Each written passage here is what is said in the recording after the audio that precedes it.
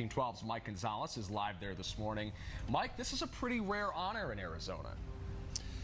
Paul, you're absolutely right. We've been doing some research this morning, and listen to this. He is only the fourth person ever to lie in state here at the state capitol. He will join the likes of Carl Hayden, who did this in 1972, Jesse Owens in 1980, and former Arizona Senator Marilyn Jarrett, who lied in state in 2006. Guys, I think adding to the emotion of this day, this would have been the senator's 82nd birthday. His body's going to arrive out here about 9 a.m. There's going to be a private ceremony at 10 a.m. inside the rotunda. That's going to be led by Governor Doug Ducey, former Senator John Kyle, Senator Jeff Flake will also be a part of that. Then at 2 p.m., the public is invited to view the senator's body. That will happen through 8 p.m. But what we're told is that if there is a long line out here, guys, and people haven't had a chance to see the senator by 8 p.m., they're going to let folks in. It doesn't matter if that goes until 12 a.m. Then tomorrow there will be a service at the North Phoenix Baptist Church. That starts at 10 a.m. The likes of Vice President Joe Biden, Larry Fitzgerald will be a part of that. Former baseball star Luis Gonzalez, who was a really good friend of the senators, along with Grant Woods, who's also a very close friend. Then on Friday, the senator's body will be flown to Washington, D.C. He'll lie in state at the U.S. Capitol. Just the 31st person that will be bestowed that honor.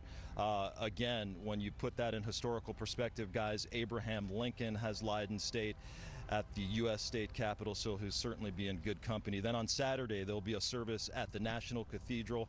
Then Sunday, he will be buried at the U.S. Naval Academy Cemetery next to his good friend, Chuck Larson. So I want to talk a little bit about the parking issues out here. There's really not an official parking mantra that's been released. So if you want to come out, make sure you come out early. Also, like Jimmy mentioned, it's going to be 104 degrees today. So bring your umbrellas, bring a lot of water because it's going to obviously be hot. There's going to be thousands of people out here who want to pay their respects. We'll be out here covering the entire process live. We're going to send it back to you in the studio. You know, Mike, that's a good point. I didn't think about parking, because that is a tricky place to park and to find places to go. So Uber? Yeah, that would be actually a good option, just to let folks know that Jefferson and Adams right in front of the Capitol is closed. So obviously expect it to be a mess. As I said, they haven't really released anything in terms of parking to the media. So essentially you're on your own. And if you're familiar with it, I mean, there's a lot of tight streets here. If you've got older folks, you just got to be careful. And you don't see any lines yet, right? You don't see any people out there, because it is a ways to go.